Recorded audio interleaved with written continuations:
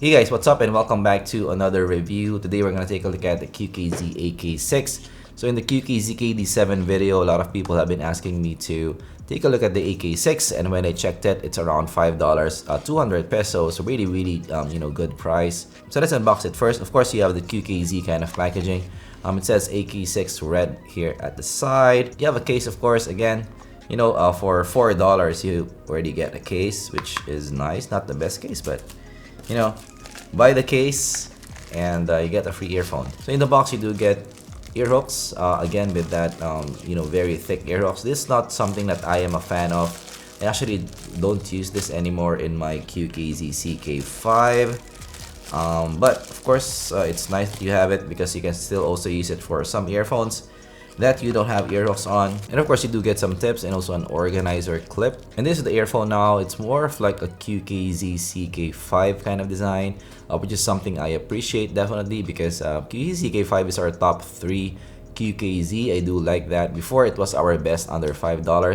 So this is a welcome design, kind of a very safe design overall because this will fit right smack in the ear. Cable wise, it's much like your QKZ KD7.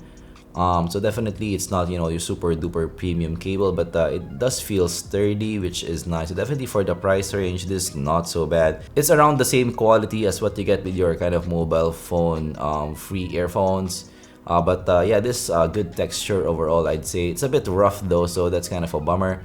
But it has that kind of texture, braided texture to it. So in terms of the lobes, it's mostly plastic kind of design. You have that Assassin's Creed logo, and it's nice and centered. It's a see-through kind of design, and you can see that one dynamic driver at the bottom, as you guys can see. It's not a removable cable, so not a big issue. It does look like you can remove it, but you can't remove it, so don't try to remove it. I have tried it before, and yeah, that is a bit scary. Of course, you do get the tips, and it does go inside your ear a little bit, much like the KZZSN Pro in a way in terms of the overall design. So I would say in terms of design, I kind of like the look also. You do get that kind of see-through kind of design, and for $4 you're getting an IEM kind of look. Definitely this is a lot better looking compared to your KD7. So definitely if you're into an IEM kind of look for $4, this might be something you can consider in terms of the looks alone. So build quality, of course, it's just okay for the price, not mind-blowing, but okay for the price. Right now, let's go to the sound. So actually this is again a surprise for me, especially in the kind of $5 range. I do like the overall sound of the AK6 right off the bat, and I'm actually surprised that this sound is coming from a $5 IEM. So this is really surprising. So the AK6 is a V-shaped sound, but super bass elevated. So as I mentioned in the title of this video, this is now our $5 Bassheads IEM King because it's bassy, but I would say done right. This is the most punchy bass under $5, and actually the whole signature also overall is not bad. Actually pretty nice also vocal region, which is again surprising. Fairly good details. So again, for $5, this is not something that you can expect. Also fairly good extension at the top. This sounds not muffled, which is sometimes the issue with $5 IEMs. This is not like that. The signature here is good. So I'm actually surprised with this overall. So in the measurements, as you guys can see, it's actually pretty balanced. But on the ear, it's more bass boosted. Actually, a lot more bass boosted because of that punch. So it's a definite V-shape with that dip in 1K region. It goes up a small 3K peak and goes down after that. So this is not a super duper bright earphone, which is good, especially for those people looking for a friendly kind of sound and not sibilant kind of sound. Female vocals are right where I want it to be, so it's good positioning. Male vocals are a touch more recessed than what I would like, but not super duper far. Doesn't feel too distant still. It's still pretty close in the positioning, but again, it's more recessed than what I would like. Presentation is more in the warmish side, smooth side, but not super duper smooth. This is not your lush kind of presentation. Also, still has some cleanliness to it in the overall presentation as well. It's not thin sounding at all, and pretty musical and lively sounding also. So bass, lively sound, that's something that everybody can pick up and just enjoy the sound. It's a very musical, fun kind of sound. So the bass is definitely forward in the mix, super duper punchy, the most punchy that I have heard in this price range. Goes deep enough, but this is not your super duper deep bass. There's not a lot of sub bass here. Also, there's a bit of rumble here. So in terms of the bass, this is actually in the boomy side, but not super duper boomy. So that's actually some issues with the Bassheads IEMs. It's super duper boomy at the bottom where it eats up the rest of the spectrum. This is not like that. This is still controlled, which is impressive. This has still that tightness to the bass. And it's not all over the place, so that's very nice, but still definitely in the boomy side, but prominent bass overall. I do like the bass quality here overall, very surprising. Mids is recessed in the mix, but still pretty good actually. So the vocals have controlled air. This is not your super duper airy kind of sound, and what's good here is it doesn't feel thin. So sometimes with V-shape IEMs, the mids is a bit thin, but this not like that. It still has that richness to it. So the vocals resolve really well and has some lushness to it as well. So as I mentioned, while recessed on the ear, the position is pretty good, especially on the female vocals, like in Up Dharma Down, Luna, the female vocals are pretty forward in the mix and right where I want them to be. However, in I Shot the Sheriff, Eric Clapton, the vocals are a touch recessed than what I would like. So pretty good, I would say, especially for the price. Actually surprising for the price range in the mids department. So I will still give the mids high marks here, even if it's a V-shaped kind of sound. Highs have no sibilance, which is good. This gives a warmish vibe to the sound, but definitely has some extension on top, but it's not your bright IEM. Has fairly good body overall. Also has a touch of shimmer on top, but this not, again, your super duper shimmery airy kind of sound. Just have a touch of air to give it a little bit of energy, but this not your bright IEM.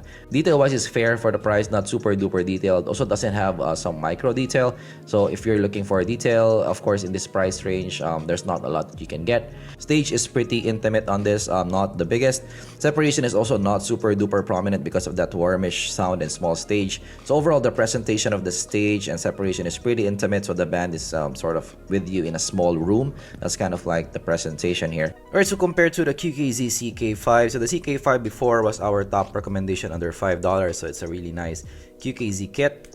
So the CK5 is less bassy compared to the AK6, more shimmer on top, more forward mids actually. However, overall the CK5 is less detailed, also more veiled mids, and also kind of a more muffled sound in the CK5 when compared side by side to the AK6. The AK6 is more revealing, more lively, more punchy bass also more revealing a vocal region. So I do like the AK6 more than the CK5. So compared to the KD7, so the KD7 is close, I would say, in terms of the overall sound. But the KD7 is our top 2 QKZ recommendation. KD7 has less bass punch, more relaxed sound overall. Vocal region is almost similar, so nice vocal region in both.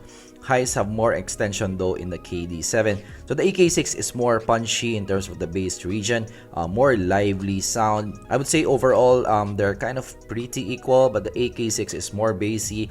KD7 is a touch less bassy and a little bit bright on top. So it will be up to you what signature you like. For me, I prefer the AK6 because I do like also the design of the AK6.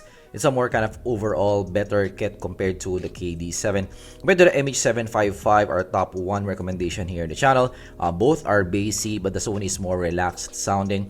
Sony has better tonality, more forward mids, better vocal region in the Sonys, and also more lush and smooth sound in the Sonys.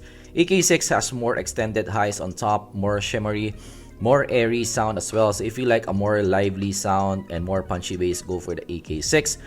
If you like a more relaxed sound and a little bit better vocals, go for the Sonys. QKZ AK6 is a surprise for me, under $5. So it's a very well-rounded kit. You have that IEM kind of design and solid design at that. You have the typical, VK4, ES4 kind of design, which fits nicely on the ear. Of course, you do have the preform ear hooks. You do have additional accessories with the thick ear hooks as well. Hard case, and of course that sound, bassy, punchy, lively, good vocal region, and a V-shape, but I would say done in a nice way. In terms of the overall signature. So there's a lot going for the AK6 in general. I super duper like it. One of my favorite QKZs. Of course, I do like the VK4 still more because it has more micro detail in the VK4, but the AK6 is no slouch. I'd say it's my top 2 QKZ recommendation. I would say in terms of the overall ranking, it will be kind of equal for me in the MH755. So it will be up to you what you kind of prefer, but definitely yes, nice value for the AK6. If you are a bass head and you're looking for something under $5, this is definitely the one to get. Actually, even for non-bass heads, this is a really fun lesson. You can just tone down the bass in the EQ, so you can still survive with this even if you're not a super duper bass head. But definitely yes, nice value in the AK6. I would highly recommend it. That is my review of the QKZ AK6. So thanks guys for suggesting me this one, because it's a really nice kit, especially for 200 PHP, $5, really nice value. Of course, if you learned something, leave a like and subscribe for more content like this in the future. And of course, I'm gonna see you guys in the next video. Goodbye.